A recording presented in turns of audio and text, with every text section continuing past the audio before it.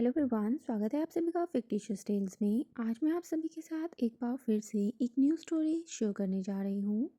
ये एक historical FF है और इस स्टोरी का नेम है वांगशान अरेंज मैरिज।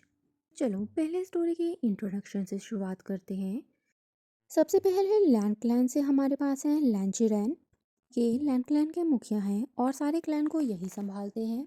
चिंगहनजुन लैंड क्लैन के पिछले मुखिया के गुजर जाने के बाद से इन्होंने ही लैंड क्लैन और अपने दो नेफ्यूज को संभाला। इसके बाद है हमारे पास लैन शिचैन जो कि लैंचिरैन के नेफ्यू हैं और लैंड क्लैन के पहले उत्तराधिकारी। उसके बाद है लैन वांगजी, लैंड क्लैन का दूसरा आयर और हमारी कहानी का मेन कैरेक्टर। जिसके बाद है हमारे पास नी क्लैन से नीमिंगजो जो इस समय क्लैन लीडर हैं नी क्लैन के, और इनके छोटे भाई का नाम नी हुसैन है जो कि क्लैन के दूसरे हायर हैं। इसके बाद हमारे पास जिन क्लैन से जिनगोंग शाओ जो कि क्लैन लीडर हैं। इनके पहले बेटे का नाम जिनजो शुआन है और इलिजिमेट चाइल्ड का नाम है जिनगोंग याओ। जिसके बाद हमारे पास मैडम जिन है जिनगोंग शाओ की वाइफ एंड जिनजो शुआन की मदर। जिसके बाद हमारे पास शू क्लैन से शूशी और उसकी बहन क्वीन शू है। जियांग क्लैन से जियांग फैमियान और उनकी पत्नी मैडम यू है। इनके बच्चों का नाम जियांग यानली और जियांग चैन है। वेन क्लैन से वेन रुकान है जो कि क्लैन लीडर हैं और उनके बच्चे वेन चाओ और वेंजू हैं। फिर वेंचिंग और वेनिंग है वेन क्लैन से। फिर हमारे पास वेंजुलियो आता है वेन क्लैन से ही। फिर लास्ट में हमारे पास वेन लिन जाओ है जो कि वेन चाओ की वाइफ है। लास्ट में हमारे पास वीवुशान है, हमारी कहानी का मेन कैरेक्टर, जो कि सबका लाडला है और सभी से आइंग या विंग के नाम से ही बुलाते हैं, मैडम यू को छोड़कर, क्योंकि मैडम यू को विंग पसंद नहीं है। इसके बाद हमारे पास है रॉयल डायनेस्टी जो कि एक तरीके से देवताओं का शहर है। जो भी इमॉर्टल्स हैं वहाँ ही रहते हैं और ये कल्टीवेशन वर्ल्ड्स भी बहुत ज़्यादा पावरफुल हैं। इनमें से एक ही पर्सन जो है वो पूरे कल्टीवेशन वर्ल्ड को ख़त्म करने की ताकत रखता है। जिसके बाद हमारे पास फायर क्वीन है जो कि विवुशान की फ्रॉस्टर मदर हैं। ये एक इमॉर्टल हैं। इनके हस्बैंड का नाम आइस प्रिंस है जो कि विंग के फ्रॉस्टर पिता हैं। चलो ये तो हो गई कैरेक्टर्स के इंट्रो। अब चलते हैं कहानी के इंट्रो की ओर। इस कहानी में भी हमारा विभूषण जियांग फैमियान को मिलता है बचपन में, बिल्कुल जब वो अनाथ था। जियांग फैमियान जो है उसे अपने क्लैन ले आते हैं, पर जैसे कि वो चैंग सेरेन का बेटा था तो मैडम यू को इस चीज़ से बहुत ज़्यादा तकलीफ थी और वो विभूषण को अपनाना नहीं चाहते थे। जिस कारण से दोनों ही हस्बैंड वाइफ के बीच में झगड़ा शुरू हो गया था और विभूषण छोटा सा बच्चा वो ये सब चीज़ें देखता है और दुखी हो जाता है। बेशक चांग फैमियान अपनी ओर से ट्राई करते हैं विभूषण को खुश रखने की, पर विभूषण के सब जो ड्रामा उसके सामने चल रहा था, लड़ाई झगड़ा, उस चीज़ से काफ़ी ज़्यादा फ्रस्ट्रेट हो जाता है और वो क्लैन से बाहर जाने लग जाता है मैडम यू को अवॉइड करने के लिए। फॉरेस्ट में उसकी मुलाकात लैन वांगजी से होती है, हमारे लैन क्लैन के सबसे छोटे राजकुमार से। लैन वांगजी शांत सा बच्चा, प्यारा सा, जिसे विभूषण ने परेशान कर दिया, पर खपखपा के लैन वांगजी विभूषण का दोस्त बनने को तैयार हो जाता है। जिसके बाद वो दोनों फॉरेस्ट के अंदर मिलना शुरू कर देते हैं। लैन वांगजी की मदर जो है वो सिक्लूजन में रखा गया था उन्हें, जिस कारण से लैन वांगजी उन्हें मिस करता था और जब उन्हें याद आती थी वो अपनी मदर से मिलने तो जा नहीं सकता था, तो वो चुपचाप अपना टाइम स्पेंड करने फॉरेस्ट में चला जाया करता था। जहाँ ही उसकी मुलाकात विभूषण से होने लग गई, विभूषण के साथ उसे अच्छा लगता था और वो दोनों बच्चे जो है वो फॉरेस्ट में घूमा करते, एक साथ बैठ के बातें किया करते। पर उस जगह पे एक प्रॉब्लम थी कि वहाँ पे कभी कभार बुरी आत्माएं आ जाया करती थीं। बेशक वो फॉरेस्ट को कल्टीवेटर्स क्लीन करते रहते थे, पर फिर भी वहाँ पे आना जाना डेंजरस ही था और वो बच्चे वहाँ पे ऐसे घूमते थे जैसे कि वो कोई पब्लिक पार्क हो। ऐसे ही एक दिन वहाँ पे एक बुरी आत्मा आ जाती है जो कि विभूषण के ऊपर हमला कर देती है। किस्मत से लैनवांग जी के पास उसका तालिस्मान था जिससे उसके ऊपर तो असर कम होता है उस चीज़ का, पर विभूषण बहुत बुरे तरीके से जख्मी हो जाता है और उसके शरीर के ऊपर से वो आत्मा नहीं जाती। और लैनवांग जी ये चीज़ देख सकता था, विभूषण धीरे धीरे अपने होश खो रहा है और वो उस आत्मा के कब्जे में आ रहा है। लैनवांग जी को मालूम था अगर वो अपने क्लैन वापस गया और जाकर ये बात बताई और वहाँ से मदद लेके आया तब तक तो विभूषण का राम नाम सत्य हो जाएगा। इसीलिए बेचारे को समझ नहीं आ रहा था कि अब वो क्या करे। तभी वहीं से हमारे फायर क्वीन गुजर रहे होते हैं। वो वहाँ किसी काम से आए थे और उनको काम ये था कि उन्हें आसपास का खाना टेस्ट करना था। वैसे तो उन्हें खाने की ज़रूरत नहीं थी, पर चलो छोड़ो, उनकी मर्ज़ी।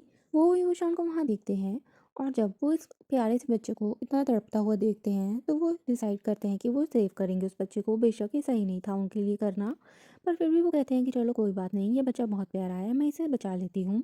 तो वो अपनी शक्ति से उस आत्मा के 2 टुकड़े कर देती हैं और उस आत्मा को जलाकर भस्म कर देती हैं, जिसके बाद हमारा विभूषण ठीक हो जाता है। फिर उसके बाद फायर क्वीन उससे कहती हैं कि चलो मैं तुम लोगों को अपनी जगह दिखा के आती हूँ, तुम लोग बहुत क्यूट हो। वो विभूषण को एक तरीके से अपने साथ लेके जाना चाहती थी क्योंकि उन्हें वो बच्चा बहुत प्यारा लगा था, पर साथ में वो लैनवांगची को भी ले जाते हैं क्योंकि ये काफ़ी ज़्यादा साइलेंट और क्यूट सा किड था। और जैसा कि विभूषण और लैनवांगची जानते थे कि वो एक इमॉर्टल कल्टीवेटर हैं और वो बहुत ज़्यादा पावरफुल हैं, वो एक तरीके से गॉडेस हैं, तो उनके ऊपर शक तो दोनों ही नहीं करते बिल्कुल भी।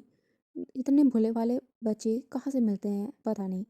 इधर तो यहाँ के बच्चों से कहो कि कैंडी खा लो तो आगे से कहते हैं तू ही खा ले, पता नहीं क्या बीच में जहर मिलाया होगा। बिना कुछ करे ही वो तो हमें किडनैपर बना देते हैं। पर चलो कहानी पे वापस आते हैं। वहाँ जाकर विभूषण को और लैनवांग को पता लगता है कि फायर क्वीन की एक बेटी भी है, जहाँ पे फायर क्वीन उनसे कहती हैं कि तुम लोग उनकी बेटी ड्रेसिलिया के साथ खेल सकते हो, वैसे वाला नहीं, नॉर्मल खेलना, बच्चों वाला खेल। पर एक बात का ध्यान रखना कि तुम इस एरिया से बाहर मत जाना, वो सुरक्षित नहीं होगा तुम लोगों के लिए क्योंकि यहाँ पे कई मॉडल कल्टिवेटर्स घूम रहे हैं और वो लोग इस आदेश का पालन करते हैं। और विभूषण और ड्रेसिलिया में काफ़ी अच्छी दोस्ती हो गई थी। इसके बाद दोनों बच्चे अपने अपने सेट वापस चल जाते हैं। कुछ दिन ऐसे ही गुजरते हैं। फायर क्वीन ने लैनवांगजी और विभूषण को एक पास दे दिया था जिसके जरिए वो लोग कभी भी रॉयल डायनेस्टी आ सकते हैं उनके साथ मिलने के लिए। और विभूषण को सच में वो जगह बहुत पसंद थी। आखिरकार पूरी जगह सोने से भरी हुई थी। वैसे तो सोने से सजी जगह मुझे भी बहुत पसंद है और मैं अपने सपनों में ऐसी ही जगहों पे रहती हूँ जहाँ पर नौकर चाकर मेरे आगे पीछे दौड़ते हैं। ऐसे ही विभूषण जो मांगता था सभी कुछ उसे मिल जाता था वहाँ पर, और लैनवांगजी वहाँ सिर्फ विभूषण के कारण जाता था कि विभूषण के साथ उसे टाइम स्पेंड करना अच्छा लगता था। उन दोनों की आपस में काफ़ी अच्छी दोस्ती थी।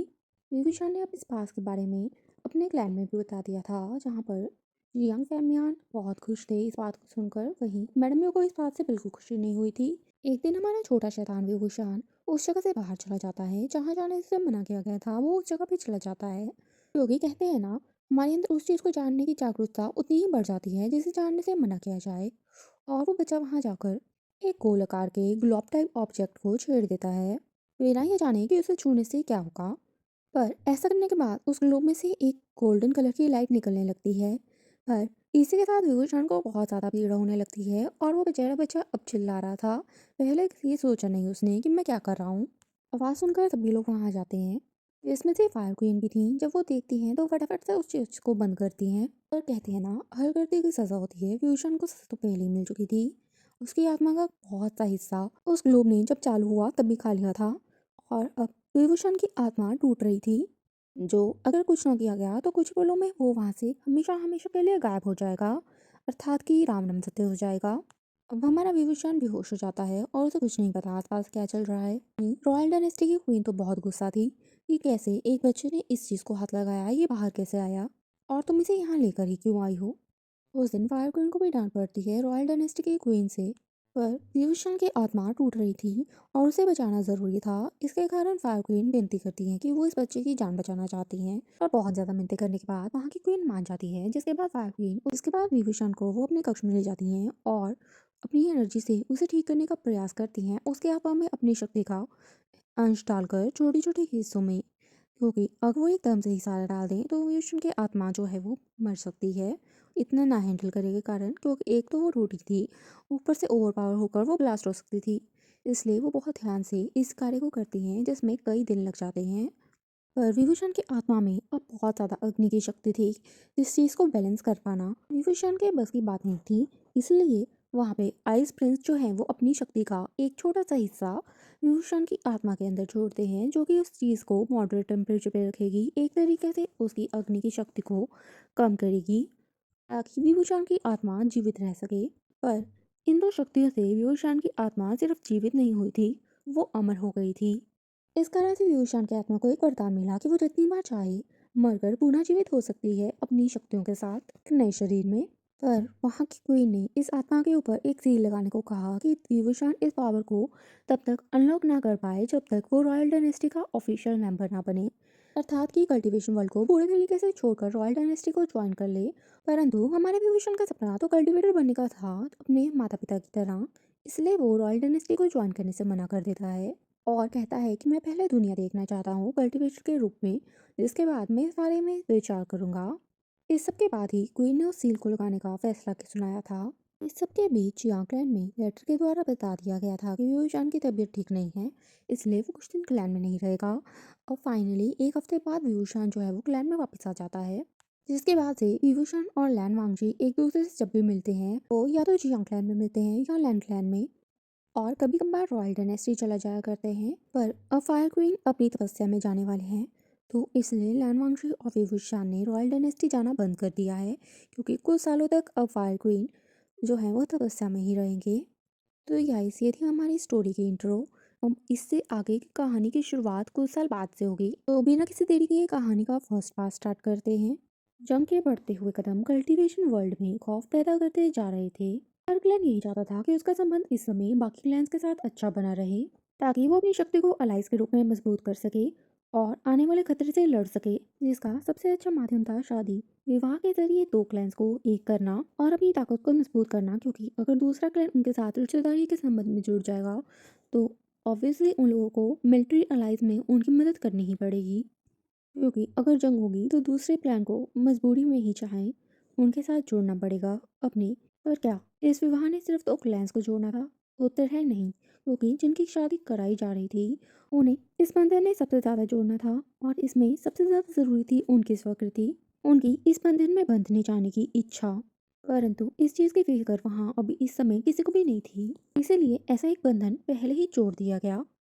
वांगशन के बीच लैन वांगजी और विवुशान का विवाह। विवुशान, जिसे बचपन से ही कल्टीवेटर बनने की इच्छा थी अपने पेरेंट्स की तरह, उसे जियांग क्लैन में हेड डिसिपल की पोजीशन में रखा गया था। मैडम यू ने बचपन से ही विंग को भी पसंद नहीं किया, इसलिए ना ही कभी उसे ऑफिशियली जियांग क्लैन में अडॉप्ट किया गया और ना ही उसे कभी जियांग का दर्जा मिला। परंतु मैडम यू की विवुशान के नफरत के कारण ही विवुशान कभी रॉयल डायनेस्टी से मिला और उसे ऐसी शक्ति प्राप्त हुई जो कल्टीवेशन वर्ल्ड में किसी के पास नहीं थी। और विंग के दिल में तो कल्टीवेशन इस तरह बैठी हुई थी कि बिना सपोर्ट के भी उसने जियांग क्लैन के हेड डिसिपल का दर्जा हासिल कर लिया। पर फिर विभूषण की जिंदगी में वो मोड़ आया जिससे उसकी पूरी जिंदगी बदल गई, और इसका रीजन था लैंचरन का एक पत्र। मैडम ये अपने कक्ष में बैठी थी, जब उन्हें वो पत्र मिला उन्होंने जैसे ही वो पत्र खुला जो लैंड क्लैन की ओर से आया था, तो उसके बीच लैंचरन का एक प्रस्ताव था विवाह को लेकर। लैंचरन ने लिखा था कि विभूषण के कौशल और कल्टीवेशन को देखते हुए उन्हें लगता है कि उनके दूसरे राजकुमार लैन वांगजी के लिए विभूषण का रिश्ता बिल्कुल सही रहेगा,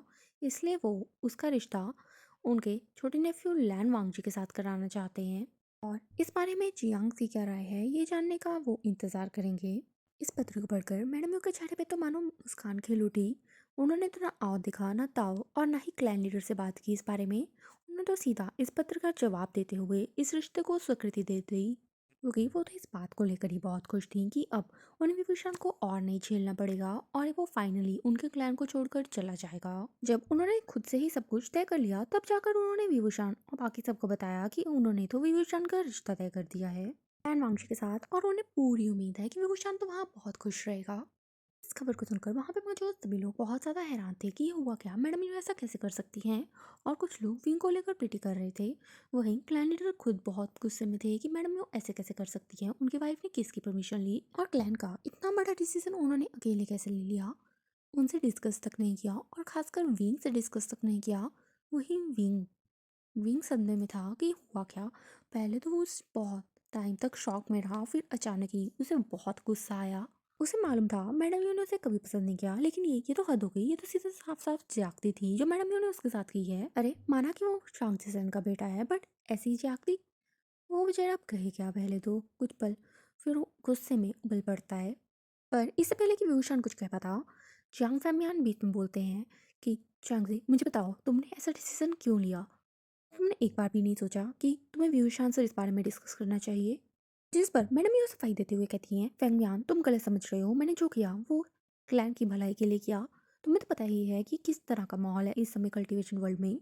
और जब मुझे ये प्रस्ताव मिला तो मुझे लगा कि लैंस का साथ हमारे चियांग्स के लिए बहुत बेहतर होगा, कि उनकी कल्टीवेशन के मेथड डिमोनिक कल्टीवेशन से लड़ने में काफ़ी काम आएंगे। और साथ ही में व्यूशान और लैन वांगजी वो तो बचपन से दोस्त रहे हैं ना, तो इसमें परेशानी हो भी क्या सकती है, इसलिए मैंने फटाफट से यहाँ बोल दी। इससे पहले कि कोई और रिश्ता लेंस के साथ जुड़े हमने कहा कि हम ही जुड़ जाते हैं। बयान इससे हमारे क्लैन को बहुत फायदा होगा। तुम मेरी बात समझो, मैंने जो किया सोच समझ के किया, और मैं भी हमारे क्लैन की भलाई ही चाहती हूँ। और वहाँ पे मौजूद बाकी सभी लोग भी मैडम की बातों के साथ एग्री करते हैं, क्योंकि वो सब जानते थे कि मैडम ने कहीं ना कहीं क्लैन के लिए अच्छा ही किया है। बेशक विभूषण के साथ उन्होंने गलत किया है, पर वहाँ बैठे एल्डर्स के लिए वो कोई इतनी बड़ी बात नहीं है, क्योंकि मैडम ने जो भी किया क्लैन के हित में किया है। अब सभी की नजरें विभूषण की ओर टिक जाती हैं। कुछ उत्सुक थी और कुछ एक्सपेक्टेशंस के साथ भरी हुई, मानो उसकी जिंदगी तो वहाँ दांव पे खेली जा रही है कि क्लैन के लिए क्या अच्छा होगा और सबके लिए क्या अच्छा होगा। उसकी शादी में सभी लोगों को अपना अपना हित दिख रहा है। और ये बात विभूषण अच्छे से जानता था, और इसी बात के कारण उसे और ज़्यादा गुस्सा आ रहा था। उसे पता था कि मैडम यू उसे कभी पसंद नहीं करती हैं, इसलिए उन्होंने ये डिसीज़न लिया जल्द से जल्द। और अब क्लैन की भी उससे एक्सपेक्टेशंस कि वो क्लैन के लिए ये सब करे। ने बचपन से लेकर आज तक क्लैन के लिए बहुत कुछ किया, और आज फिर उसे उसी घेरे में आकर खड़ा कर दिया जैसे कि वो पराया हो। हाँ, विभूषण वांगजी को पसंद करता है दिल से, लेकिन उसने ये बात कभी कही नहीं। और आज उसका रिश्ता तय हो गया बस इसीलिए क्योंकि मैडम को यह सही लगा। क्या होता अगर वो वांगजी को पसंद ना करता होता? क्या होता अगर लैंड वांगजी की जगह किसी और के साथ ये रिश्ता हुआ होता? तो क्या उसकी वैल्यू इतनी डाउन है इस क्लैन में कि क्लैन के जर्नल से एक बार पूछा तक नहीं गया, और कहते हैं कि बेटों की तरह पाला है। क्या इतनी नफरत है मैडम यू को मेरे से कि मेरी शक्ल तक बर्दाश्त नहीं हो रही इनसे इस क्लैन में। मैंने आज तक इस क्लैन के लिए इतना कुछ किया, इतनी जंगों में लड़ा हूँ, और फ्रंट लाइन में आकर मैंने जियांग चैन की रक्षा करने के लिए खुद को आगे रखा है हमेशा। और आज आज मेरा ये लोग दाव खेल रहे हैं। आज मैं बस एक टूल बन गया हूँ मैरिज अलायंस का।